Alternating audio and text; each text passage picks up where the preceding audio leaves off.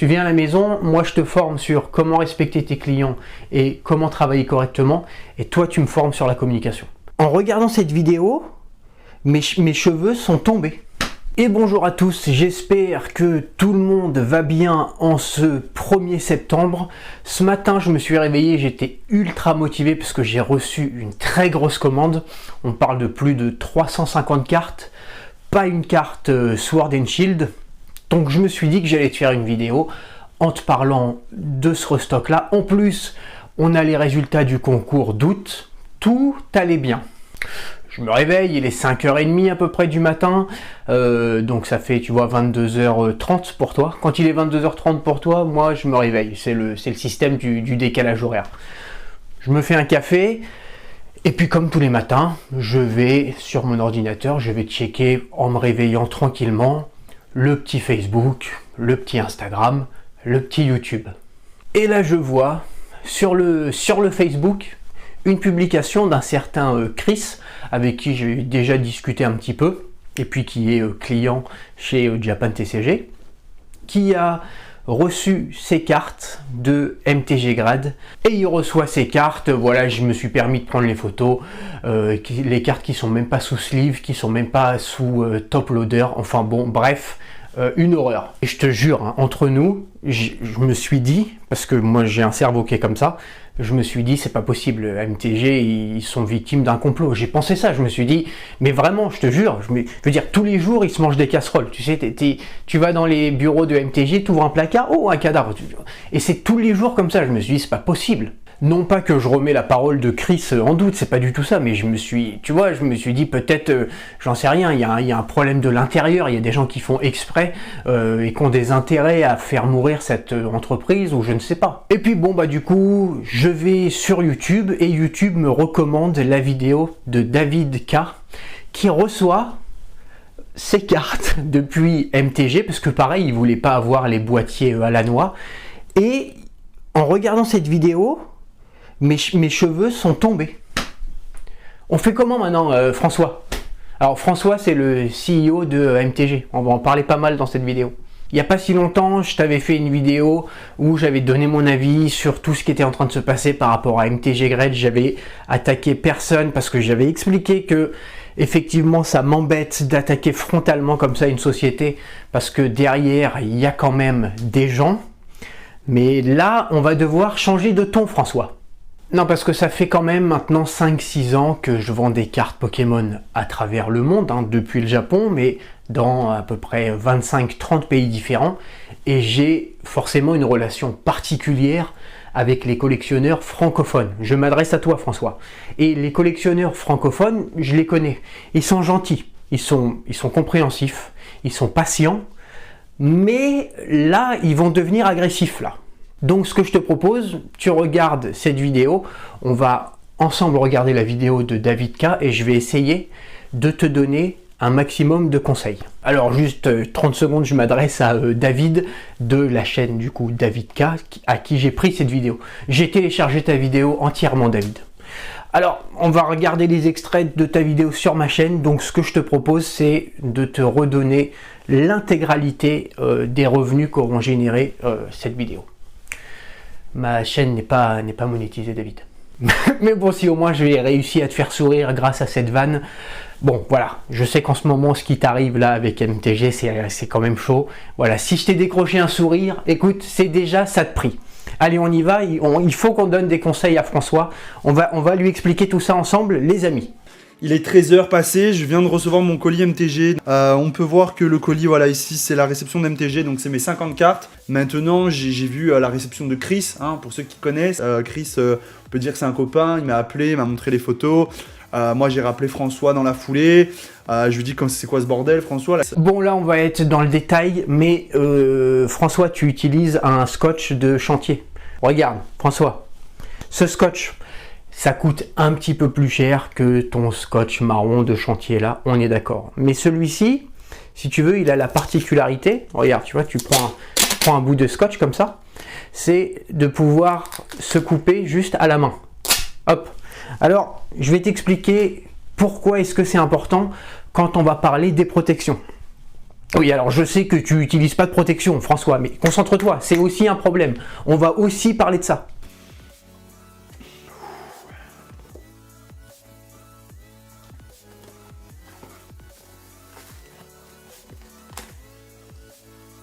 Oh là là là là là là. Les élastiques.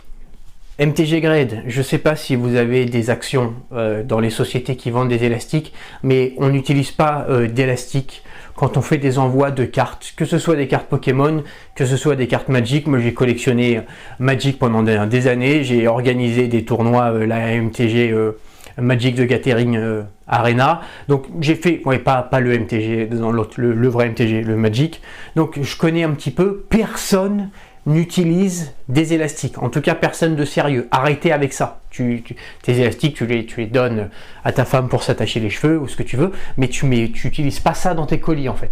C'est honteux, c'est minable, c'est minable. Regardez mes Celebi qui sont là, cette carte qui est magnifique et qui a été renvoyée sans protection. Les sleeves, François, la règle elle est assez simple. Soit une carte elle est dans un booster, soit elle est dans une sleeve.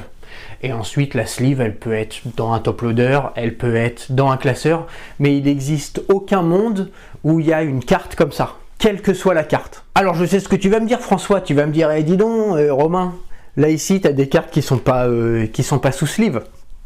Alors, c'est vrai, celles-ci, elles sont pas sous sleeve. En fait, si tu veux, moi, je m'en sers pour protéger les envois. Quand les cartes, elles sont pas sous sleeve, c'est soit pour faire des cadeaux. Regarde, je vais te montrer. Non mais il faut te former, François, c'est normal, c'est normal. On est là aussi pour t'expliquer comment ça marche. Tu vois, ces cartes-là par exemple, bon elles sont, tu vois, elles sont un petit peu brillantes, elles sont, voilà, on a de l'holographique, on a de la reverse, sauf que ce ne sont pas des cartes japonaises, c'est des cartes que j'ai eues je sais pas où, et donc je ne les vends pas, je les donne. Donc effectivement, quand je m'en sers soit pour les donner, soit pour protéger les vrais envois, bah, je m'embête pas si tu veux à les mettre sous sleeve. Mais si tu mets pas sous sleeve une carte que tu vends, ou pire que tu as reçu d'un client, il faut changer de métier. Alors François, je sais que tu vas me dire, c'est pas forcément tout de ta faute. Si, on a été sympa avec toi François. Bon. Sauf que tu es CEO. Et quand tu es CEO, eh bien, tout est de ta faute, en réalité. Je veux dire, encore une fois, MTG, à ce que j'ai entendu de tes interviews, c'est pas une grosse société. Hein. Vous faites, tu as dit, entre 3 à 4 000 cartes par mois. J'ai compris que tu expédies, enfin MTG expédie en moyenne entre 20 à 30 colis par jour. C'est à peu près ce que je fais, François. Donc, vous n'êtes pas 150 dans ta société. Je sais que tu n'es pas tout seul. Voilà, moi je suis tout seul. Vous êtes 2, 3, peut-être 4, 5. Ce que je veux dire, c'est que depuis le temps où on explique qu'il y a des problèmes, c'est pas comme dans une société où il y a 1500 personnes, où c'est compliqué de trouver le verre qui pourrit la pomme, si tu veux. Là, vous êtes 4 ou 5. Donc, qu'est-ce qui s'est passé depuis tout ce temps? Les gens qui créent d'énormes problèmes dans ta société. Comment ça se passe? Qu'est-ce que tu as fait avec eux? Oui, quand tu es CEO, tu es responsable. Donc, responsable, c'est marqué dans le titre. Hein, ça veut dire que tu es responsable. C'est honteux, quoi. C'est honteux, c'est honteux. On va découvrir les cartes que j'avais envoyées. On continue les top loaders. François, les cartes, c'est dans les top loaders. C'est pas entre deux top loaders. Ça ne marche pas. Alors, ce que je peux te proposer là-dessus, on peut faire un deal. Tu viens à Tokyo et moi, je t'offre une formation chez Japan TCG. Une formation top loader. Je te montre les sleeves, hop, on met le sleeve, on met la sleeve dans le top loader, on fait tout ça ensemble. Je peux même te montrer, regarde. Ah, parce que c'est pas fini. Une fois que c'est dans la sleeve, une fois que c'est dans le top loader, il faut mettre des cartons de protection. Tu vois, tu vas mettre, regarde, on va prendre un top loader. Non mais je te donne un coup de main, François. Parce que là, tu es en train de te faire arracher. Je te donne un coup de main pour ta future société, hein, parce que MTG, c'est mort, hein, mais pour la suite. Tu vas mettre une carte dans le top loader. Et tu mets comme ça, tu vois. Hop, tu mets entre les deux. Hop, et ensuite, tu prends un journal.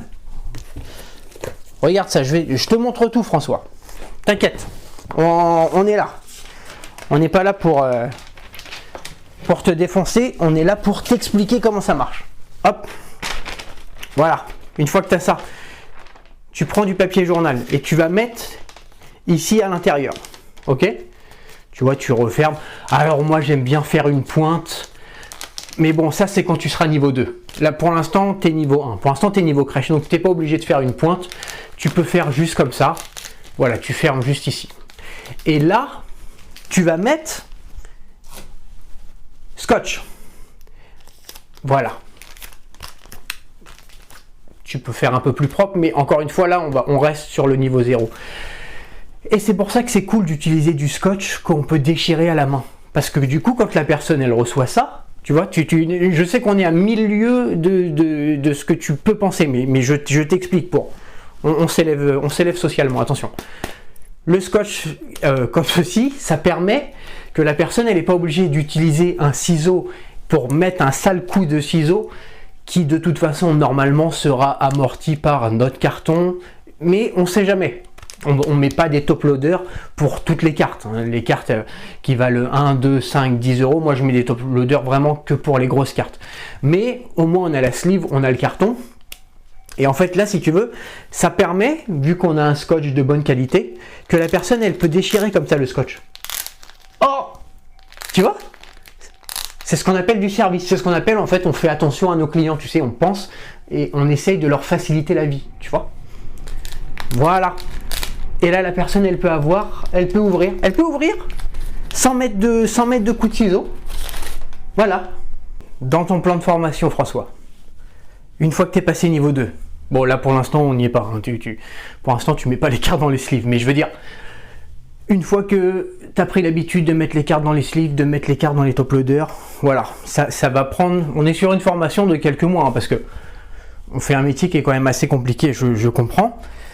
Par la suite, pour passer niveau 3, je vais te montrer qu'on peut même faire des cartons de tailles différentes. Par exemple, des cartons adaptés pour les cartes, des cartons adaptés pour les boosters. Mais on verra ça plus tard. Faut faire attention à tout ça, François. Parce que, quand même, les gens t'envoient des cartes Pokémon si tu veux. Tu vois, ils t'envoient pas des bouts de papier ou des confettis. Alors, je sais que tu as expliqué dans une interview que pour éviter les conflits d'intérêts et pour éviter que les gens ils gradent leurs propres cartes, que tu embauchais des gens qu'on n'avait rien à faire de Pokémon. Mais sauf que, en fait, les clients qui t'envoient leurs cartes, eux, ils en ont quelque chose à faire. Tu vois, quand tu mets un Rayquaza comme ça, sous un élastique, et qu'on est sur une carte qui vaut, je sais plus combien ça vaut, mais bon, on est sur 3 chiffres, bah c'est dommage quand même. Et c'est vraiment un truc de respect en fait. Tu vois, c'est vraiment comme si on te prête un objet. Parce que quand tes clients ils t'envoient une carte, ils te font confiance et ils te prêtent leur carte. Alors bon, ils te payent en plus pour te prêter leur carte, mais pour que tu la mettes sous un... Bon bref, mais tu vois, c'est un peu comme si moi je te prête un objet et quand tu me le rends, il est pourri. C'est vraiment dire j'en ai rien à faire de mes clients quoi. Et je reste poli. Tu vois là, c'est plus la première fois maintenant. Donc c'est vrai que là les gens, on est un peu dans les clients MTG, moi j'ai jamais été client chez MTG, mais c'est vrai qu'ils sont là en train de se dire bon, soit on fait une vidéo humoristique et on recommande plus jamais chez eux, et puis on fait des vidéos YouTube et puis voilà, on parle de MTG, ou soit on les attaque en justice en fait. Donc finalement l'option YouTube est pas si mal. Voilà, il faut se reprendre, François. Donc, arrête MTG. Voilà, de toute façon, tu vas pas avoir le choix. Hein. Et si jamais tu refais une société où tu dois avoir un rapport, quel qu'il soit, avec des cartes à collectionner, tu viens à la maison. Tu viens à la maison et on fait un échange de bons procédés. Moi, c'est ça que je te propose. Tu viens à la maison, moi je te forme sur comment respecter tes clients et comment travailler correctement. Et toi, tu me formes sur la communication. Tu me formes sur comment on prend des contacts avec des youtubeurs, comment on fait des interviews. Et parce que je pense que tu as des choses à m'apprendre aussi de ce côté-là, tu vois. Donc, il y a moyen que quelque part on fasse un truc bien ensemble, je pense. Sans transition, le gagnant du concours de août, le pseudo, j'ai oublié le pseudo complet, je sais que c'est Iris quelque chose, Iris Rise je crois, ou un truc comme ça. Je mettrai le commentaire en tout cas qui a été sélectionné et qui a gagné du coup le booster qui est, il est où? Il est là. Voilà, donc Miss Iris, contacte-moi. Contacte-moi sur Instagram ou sur YouTube ou sur ce que tu veux. Voilà pour terminer la vidéo. Cette vidéo est au second degré avec un gros fond de vérité. On a fait un petit peu d'humour. D'un autre côté, là il reste plus que ça à faire. Bien sûr, cette vidéo sera totalement assumée par mes soins. Elle sera sur la page d'accueil de Japan TCG comme toutes mes vidéos. Et reste bien connecté sur la chaîne parce que d'ici 24-48 heures, je te ferai une vidéo sur le gros restock. Ça va demander plusieurs vidéos, donc je pense que je ferai juste un bout du restock en vidéo YouTube. Et puis après, le reste, comme d'habitude, je les mettrai sur le site petit à petit avec des stories Instagram ou des posts sur Facebook de temps en temps. Voilà, merci à toi, j'espère que tu auras apprécié la vidéo, même si c'est un truc qui est complètement différent de ce que j'ai pu te proposer avant. Voilà, ce sera pas tout le temps comme ça, c'était une fois histoire de se faire un petit plaisir perso. Et puis on se dit à très bientôt.